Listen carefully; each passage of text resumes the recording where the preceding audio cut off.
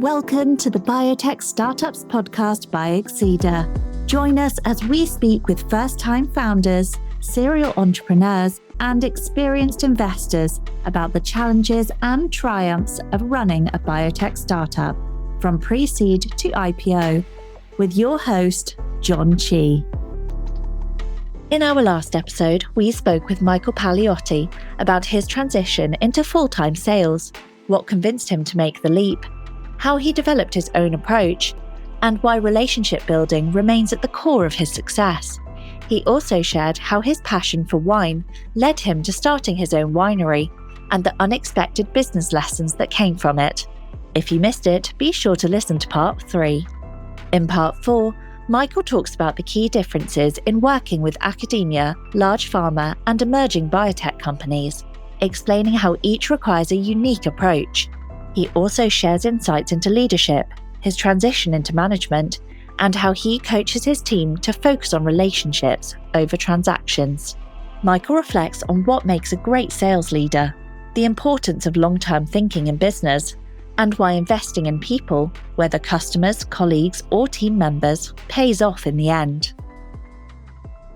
And you talked about working J&J and, you had, J&J, obviously large pharma, and then, when, working with some academics as well. Can you talk about how that approach, what's the differences in kind of key considerations when it comes to working with these different outfits, whether it's academics, large pharma, nonprofits, smaller companies, incubators, how does the approach change? Yeah, no, it's definitely a different tactic and a different sale based on the market segment that you're looking at. So when I first started with Millipore, we had, like I said, zip codes. And so I had big pharma, J&J, in Novartis where I used to work, but also had UCSD. And then I had a lot of the small biotechs that you would pass by going to a lot of these different companies. And so, academics was kind of my thing because I could walk this is way back before COVID, things have changed so much, but I could walk the halls and just shoot the breeze and just every single lab's a new customer and stop in here and here. And so it was more of a laid back approach, more of a social approach, that type of thing. I mean, it depended on the lab sometimes. But you really, like you said, you really needed to know your audience. Pharma, you're not going to just walk into Pfizer and be like, "Hey guys, what's going on?" I mean, that's just not going to happen, right? So yeah. It's more of a roundabout way. It's like trying to build the relationships, maybe with procurement or for a few end users, reaching out. It's more of intangible, right? Trying to get responses, and then taking those individual responses and building off of that and asking for a referral. Do you know somebody in that department that might be able to help, and that you need that person, that somebody here, right? And so it's a lot slower. But the thing that's different is the sales are different too, right? So academics, at least from our product standpoint, it's a lot of little stuff. It's $300 here, $300 there. Of course, it adds up. Where pharma, you're finding out it can be some of the larger project-based stuff.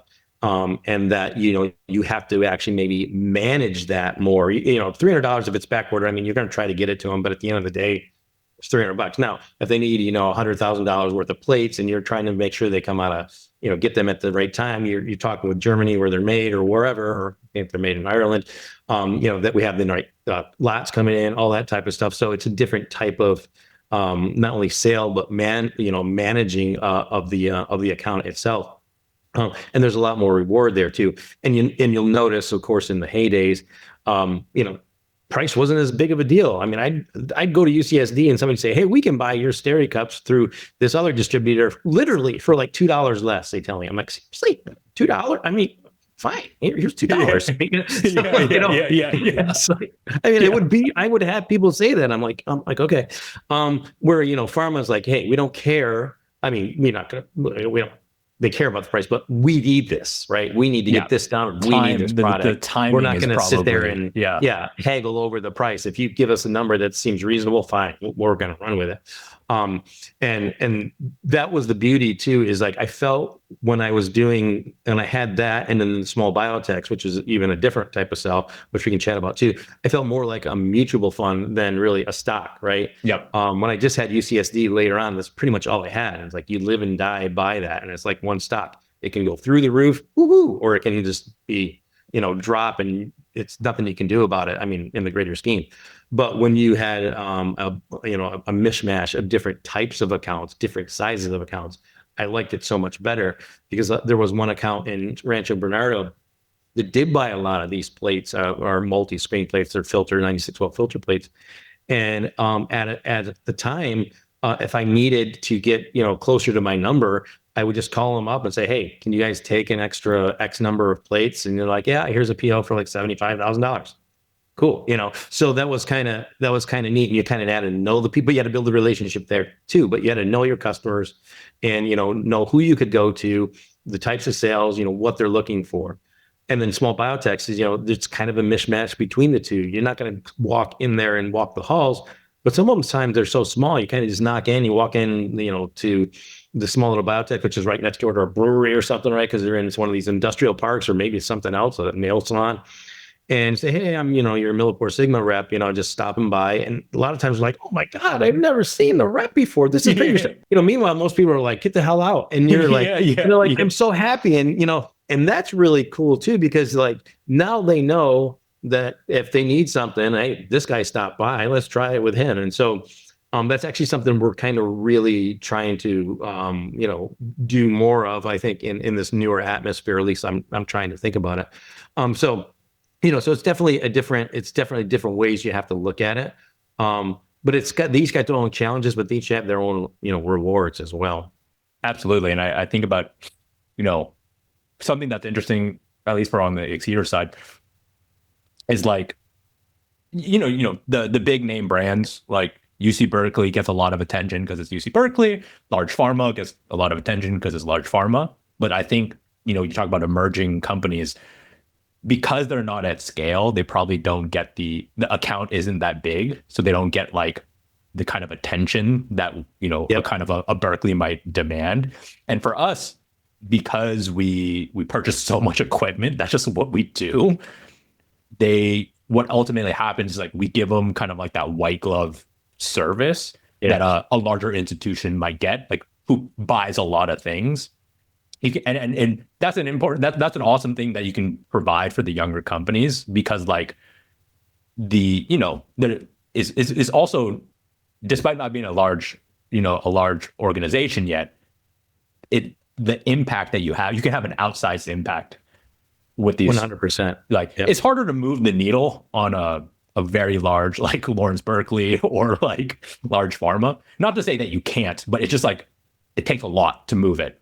Whereas like I love seeing the impact of that unreasonable hospitality, that like white glove service, and just being there and like actually moving the needle substantially for someone who's doing cutting edge work is always like fulfilling for me. And that's why we love our folks in academia, we love our folks in large pharma, but I love seeing how much we can move the needle for the emerging folks, and hopefully they can become the large organization eventually. Well, and that's what, and it's a very promiscuous ecosystem too, right? So you might not sometimes like, why am I talking with this 3 people here, right? And that company goes under, but all of a sudden that one guy that you knew there is the CEO of this other company, right? And all of a sudden you have an in over there, and that company takes off or whatever. So you never really know, because it is so ingrained and intermixed, and you're right. I mean, you see a lot of these little companies that have never bought anything. All of a sudden they're buying $10,000 worth of stuff, and you're like, wow, there's a good feeling about that. Not only for your own accomplishment, but obviously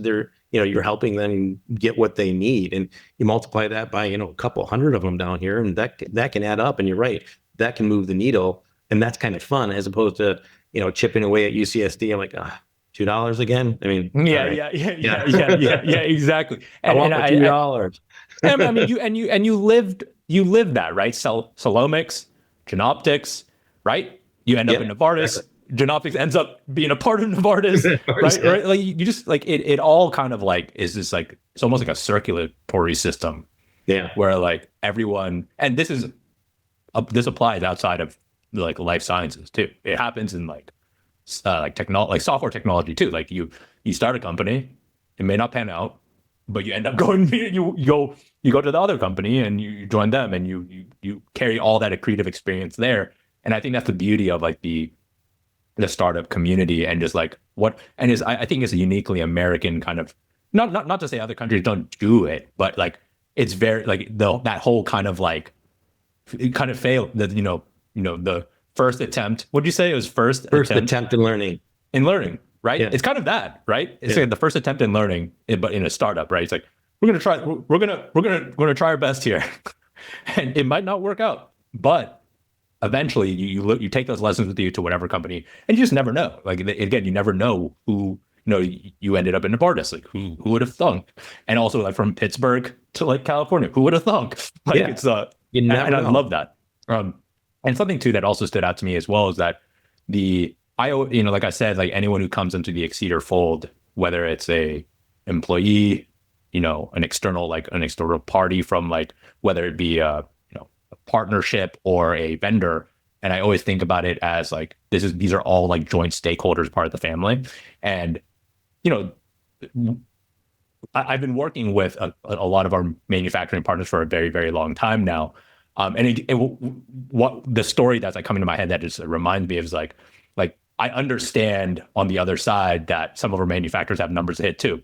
Like right? And sometimes they're like, can we get a piece of equipment in before year end?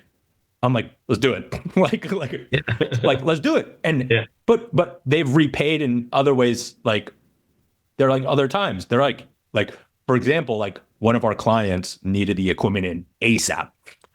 And like ASAP. And they're like, oh, John helped me out in a pinch there. We're just going to get that new unit off the dock. Like there was a queue. Yeah.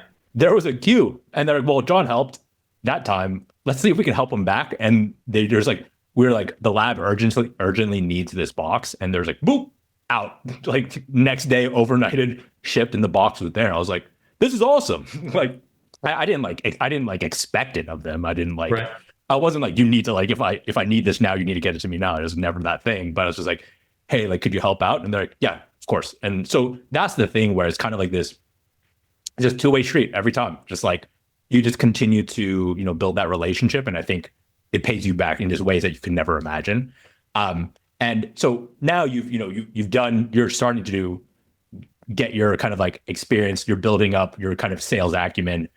Can you talk a little bit about when you started managing, and managing larger and larger teams? Can you talk about what was that experience like? I'm remembering back to like your formative experience. I think it was at Pittsburgh where your manager was like an empathetic leader and was like, I'm not going to make you do the 3 a.m.s 100%. I'll do it myself too. Right. Can you just talk a little bit about like, how do you approach now, like going from a actual like sales account manager to a actual manager of like FTEs?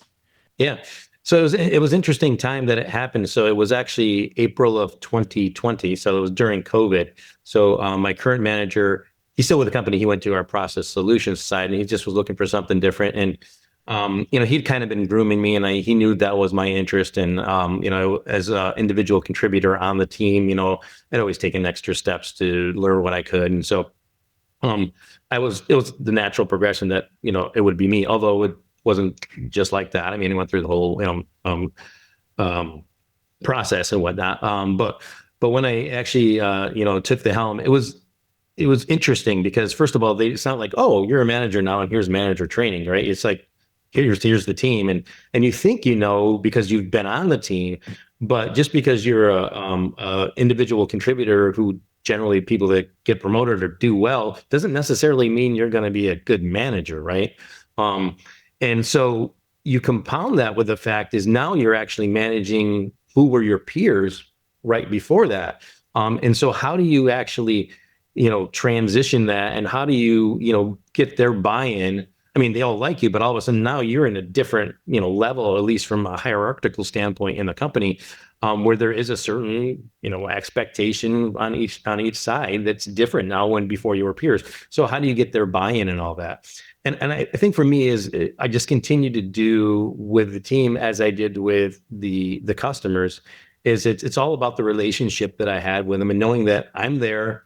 I think my job is the same thing. I'm there to help solve their problems, right? I trust each and every one of them to do their jobs. If you hire the right people, then you really shouldn't have to worry about that. I'm not worried about, oh, are you out there or whatnot? I never question that. I mean, I just have full faith in them. And if I don't If they aren't, then it's my fault because either A, I didn't coach them right or I didn't hire the right person. So the micromanaging stuff is just out the window. I'm like, well, it's not that I don't care, but I'm like, you're doing it, fine, do your thing, I'll do mine. And I see my position as, removing any barriers that they might have to do their job appropriately, cascading the appropriate information down, and then being there to help them solve problems or be a resource of like, hey, I've been with a company for 17 years now. We contact this person or contact that person, and then coach them based on my experience of what we've been chatting about for the last couple hours of like, here's how I would approach this, or I mean, you can do it anyway, but this is just kind of what's worked for me. And I think people really appreciate that, and they also appreciate the empathy, knowing that irrespective of how long I've been in this position, I always try to remember I was right there, and how would I look at this? And I think that's the one thing that it's very difficult to do. I think I've successfully been able to do it.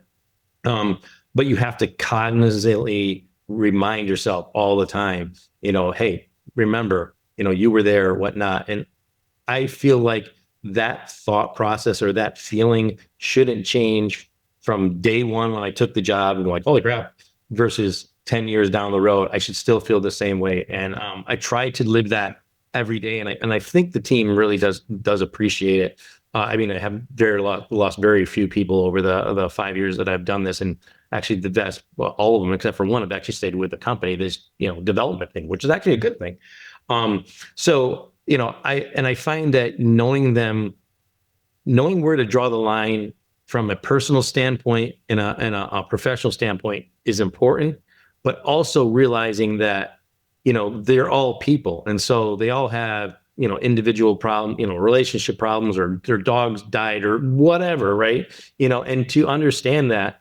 And I think that goes a long way, because that's how I would want to be treated. When someone will come to me and like, oh, my dog's sick or something, I'm like, that's fine. Hey, don't worry about it. We'll take care of it. And it's kind of like what you're saying. You're like, hey, if you can't make it, I get it, because that's like your child, and that's important to them. And I'm not gonna be like, I don't care about your dog coming to your, no, and to me that just makes sense. And so, it's just like the customers, they see that and they appreciate that, and they're going to go the extra mile for you. That's not why I'm doing it, but they're going to go the extra mile for you as well. Right. And I know this one individual, who it's happened to be this situation, she's always telling me, she's like, I'm going to do it for, and I can say she, because most of my team is women. Actually, there's only one guy and me.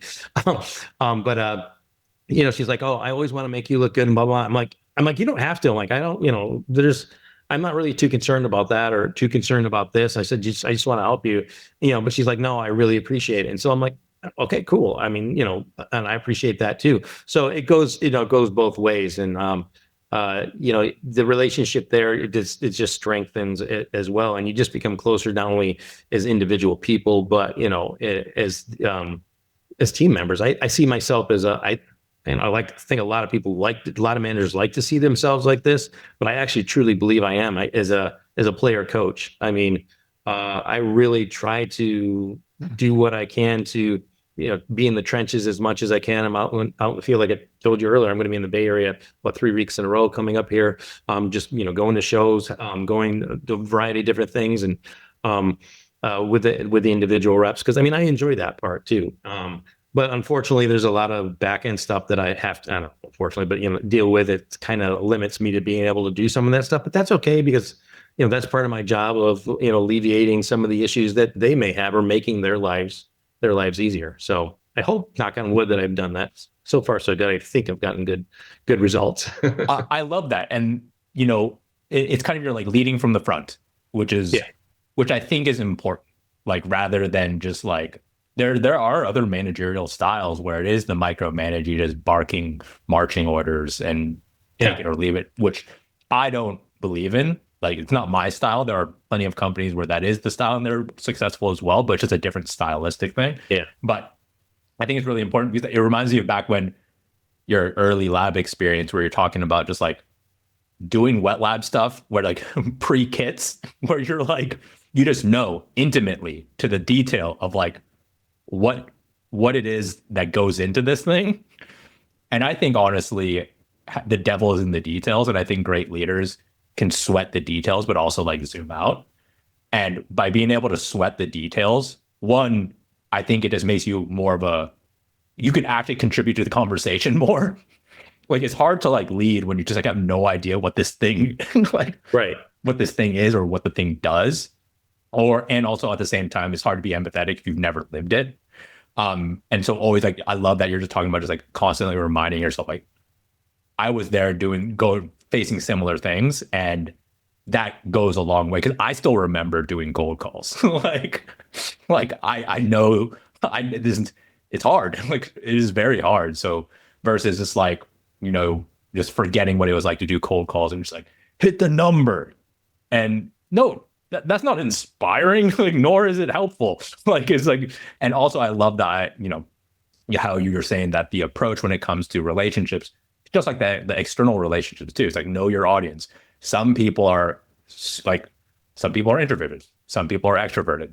Some people are super quantitative and some people are not. So like, Yep. It's kind of like you got to tailor the approach or else it's going to fall on deaf ears. Like for me, like, again, it's like, I'm a visual learner. Can we put this into like something visual so I can actually stick? Please don't give me a mathematical formula because like this is not going to stick. So I love that approach. And now like you've been doing this in your 17 years in, as you're looking forward for the next 1 year, 2 years, like what's in store for you and what's in store for your team? Yeah, I mean, I'm one of the few people that people ask me. It's funny, what are your aspirations? And I basically say I have absolutely no aspirations. but I say that comically though because I enjoy what I'm doing right now. Right, I didn't take the managerial position to be one more rung up on the corporate ladder. I took it because this is what I thought I would enjoy, and I do enjoy doing, helping people, coaching people with the vast experience that we've been talking about, trying to help develop people. And that's what I really enjoy is I love to see, people develop in the sales or profession and go on and do even greater things. Two of my two of my reps right now were former sales associates of mine in San Diego, right? So it's nice to see that, them move up, and then one of them has been rep of the year and the other one for all practical purposes should have been rep of the year. And it was probably like known throughout the company from everybody. So just to see, those, just using those two individuals as examples, from really kind of just starting out, even with me, it's very rewarding. And so I really like the position that I'm in, and I would like to continue to do that, for, the next, coming years, or if you will, to kind of, continue to develop people and just impart my knowledge. And that's actually, why I love working with Nucleate. Like I told you earlier today, later on this evening, I'm doing a webinar with the Arizona chapter, and it's the same. It's similarly, they want to know, hey, what are some alternative career paths for people that are doing science, and I really like to impart my knowledge about like, hey, here's different ways to do things. And there are a couple people in that particular chapter of Nucleate that I mentor. I chat with them probably once a month or once every other, and they kind of bring me questions and whatnot. And I don't do it so I can put mentor on my resume. I do it because I really like talking with them. I really like to see how they develop, and I really like to see some of these, epiphanies, like, wow, that's a different way to look at things, or this is a different way of doing things, or, we're going to chat with the city of Phoenix. We're trying to get some money for, this is how I would approach it. And I'm like, well, okay, that's cool, but I would do it this way. I'm like, oh, wow, that's great. And then they go and do it. It's like, that worked really well. And so that's really kind of like, the things that really drive me. I'm like, I really like that. So I think about that with the team that I have now. And you're kind of a victim of your own success, right? If you develop these people, eventually they're going to move on. Yeah. But that's great, because I am, much like the customers, I am helping these people attain their goals. If it doesn't fit my needs at the moment, and I'm actually losing good people because of that, so be it. But that's the way it is, and that's why a big reason why I do this. And so I continue to see myself doing that in the near future. And, hopefully, I mean, down the road, I'm not sure if anything lies for doing that on a more, permanent, like consultative basis, who knows, right? But I could see that potentially being, something that I could do in the, waning years of my career. Say, hey, okay, I've had enough of the streets, but maybe I can still use this knowledge from a coaching standpoint from a third party or something like that. That's awesome. And I think too, like it is the same reason that I love working with Nucleate as well. Is like seeing that light bulb go off and then seeing them get results just like off of just like helping them because they don't know what they don't know. And this is not just Nucleate people. It's like anyone who might be earlier or who may not have that experience yet. And something too about like you and your team and like the longevity of your team and developing your team too is that we take this really long-term kind of mindset around it. The knowledge just compounds, like the institutional knowledge starts to compound. And so I just, versus like, I think something that in San Francisco, we see it all the time with like software. There's like people stay like 1 year here, 1 year here, 1 year here, 1 year here. And you kind of lose the institutional knowledge. 100%. Versus, I love seeing teams that have stuck together for a very, very long time. And the amount of just like knowledge you accumulate, like you start going parabolic. You just become like on the out years, just like you just start really, really honing the craft, which is great to see. And also too, with an institution as large as MilliporeSigma, just knowing all of the like the internal stakeholders, like that takes time. Like that takes time. It's not just like, you can't just like, even if it's in a spreadsheet, like this person's responsible for this person's responsible for that. It's not the same as like living it and actually being able to piece it and actually getting things done and being able to pull in the right people and putting the right people on the bus. So I love hearing that that's your approach and philosophy. Michael, like you've been so generous with your time and I'm learning a lot and having a lot of fun, but in the traditional closing fashion for the podcast, we have 2 questions. Okay. First, would you like to give any shout outs to anyone who supported you along the way? Oh yeah, no, I mean, I definitely like to thank the proverbial my parents. I mean, they obviously shaped me for the person I am today. I mean, I had a lot of mentors throughout my entire career, but I'd really like to thank my wife too, because she's been there for most of it. And it's been a really good support system the whole time. Like I said, when I went back to get my MBA, happened to be the time that both kids were being born. So they were like, 2 years old and newborn. And here I'm leaving to go off, get my MBA, which is something that I really had to do, right? But I wanted to. So, she's always supported me with all that. So I think she's my biggest fan and definitely her the most. Yeah, absolutely. I got to say the same for my wife too. I tell this story and probably people are getting tired of hearing it, but it's like early days Exceeder when I was doing those cold calls, like at a dining room table, like this was like pre having a client. I was like, how are we going to pay the bills? Like how are we going to pay rent? And she had a full-time role elsewhere. And she's like, I got you. And it was just like, covered the bills for basically gave me the room to kind of run with Exceeder. So I got to give a shout out to like my wife too for like allowing me to like have that space to do the thing. So, significant others are, I think that's something, whether it be entrepreneurship or just career or just like life in general, like having that supportive partner and significant other is critical. And yeah, but the problem is now if she watches it, she'll be like, that's not, you never tell me that. Are you kidding? Yeah, he pulls up the receipts. Just like, Michael, that was not how it went down. Okay. Like, let me just like in the comments, your wife is just like, yeah, @ Michael, not how it went down. Exactly. And if you could give any advice to your 21-year-old self, what would it be?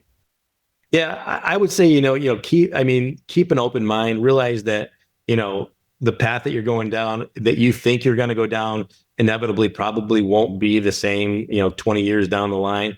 But know that, those decisions you make at those inflection points, irrespective if you think they're the right decisions at the time, or maybe they're not, they're going to, lead you down, to an end goal that you might not necessarily think you got at, but I think you will find, because of all that information that you're gaining along the way and those decisions you made, you inevitably end up where you're supposed to be.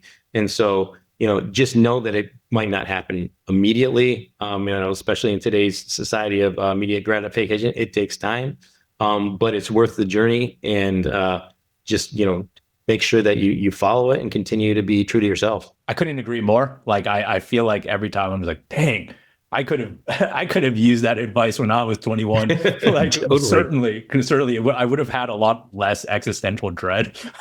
So Michael, thank you again. I had a blast. The next time you're in the Bay Area and when I'm down in your neck of the woods, let's grab a beer. Maybe let's crack open a bottle of your wine. 100%. Yeah, I'd love to see it then. And thanks again. You got it, John. My pleasure. That's all for this episode of the Biotech Startups podcast. We hope you enjoyed our 4-part series with Michael Paliotti. If you did, consider subscribing, leaving us a review, and sharing it with your friends. Be sure to tune in for our next series featuring Alfredo Andore, co-founder and CEO at Latch Bio. Latch Bio provides a modular and programmable data infrastructure to accelerate biopharma R&D, enabling scientists to analyze biological data faster, more efficiently, and at scale, all without touching code or cloud infrastructure. Before founding Latch Bio, Alfredo studied electrical engineering and computer science at UC Berkeley, where he developed a deep interest in biology, data infrastructure, machine learning, developer tools, and the intersection of the four.